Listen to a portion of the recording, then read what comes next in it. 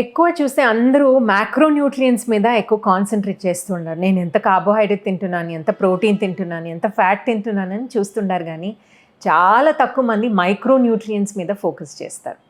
So మీకు ageing process delay చేయాలంటే ఎక్కువ మీరు మైక్రోన్యూట్రియన్ మీద ఫోకస్ పెట్టుకోవాలి. సో ఫర్ ఎగ్జాంపుల్ మీరు వైటమిన్ ఇంటేక్ ఎంత ఉంది, మీ ఐరన్, కాల్షియం, మెగ్నీషియం, మ్యాంగనీస్ ఇలాంటి చిన్న చిన్న మైక్రోన్యూట్రియన్స్ ఉంటాయి. ఇవి అన్నీ నేను కరెక్ట్గా తీసుకుంటున్నానా లేదా ఫోకస్ ఉండాలన్నమాట. So even for skin and hair మీరు చూస్తే ఫస్ట్ మీరు డర్మటాలజిస్ట్ దగ్గరికి వెళ్తే బ్లడ్ టెస్ట్ చేసిన తర్వాత ఐరన్ లెవెల్స్ ఎంత ఉన్నాయి, వైటమిన్ లెవెల్స్ ఎంత ఉన్నాయని ఫస్ట్ వాళ్ళు చెక్ చేస్తారు. Because those are the nutrients that are helping your skin and hair remain good. So ageing process అనేది ఫస్ట్ మీకు స్కిన్ మీద తెలుస్తుంది కాబట్టి you have to take good care of your skin from within. So not only applying the right kind of lotions or creams or taking the right kind of medicines, gani type of food that you eat is also equally important.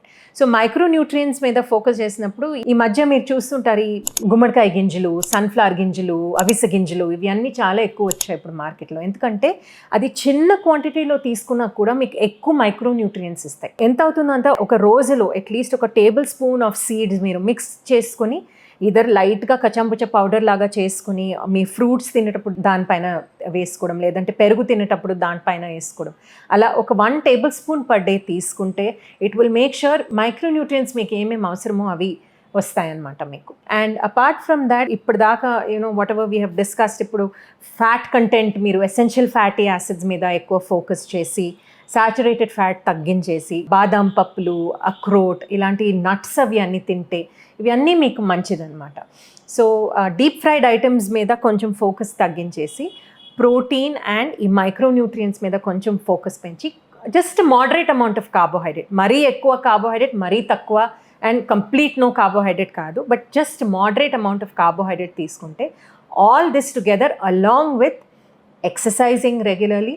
ఇప్పుడు మీ ఇంట్లో ఉన్న చిన్న మిక్సీకి కూడా regular maintenance కావాలండి, అలాగే మీ బాడీకి కూడా రెగ్యులర్ మెయింటెనెన్స్ కావాలి. That maintenance is nothing but your exercise. కొంతమందికి యోగా సూట్ అవుతుంది, కొంతమందికి walking are jogging or gym అలాంటివి చేసుకుంటారు. What suits you, me hobby ఏంటి, మీకు నచ్చేది ఏంటి, what can you fit with in your life style, అది టైమింగ్ ప్రకారం మీరు చూసుకొని అట్లీస్ట్ ఒక 20 to 30 minutes every day exercise చేయాలి. You have to drink a good amount of water. Your body has to be well hydrated. And most important ఇప్పుడు sleep.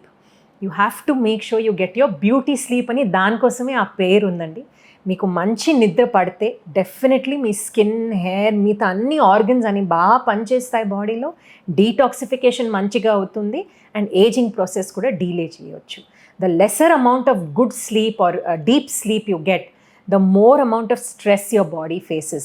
So ఈ మధ్య అందరూ ఇన్ఫ్లమేషన్ గురించి మాట్లాడతారు, oxidation in your body, oxidative stress అంటారు. ఇవి అన్నీ nothing but when your body is not getting enough sleep, the organs in your body are going through these kind of stress situations.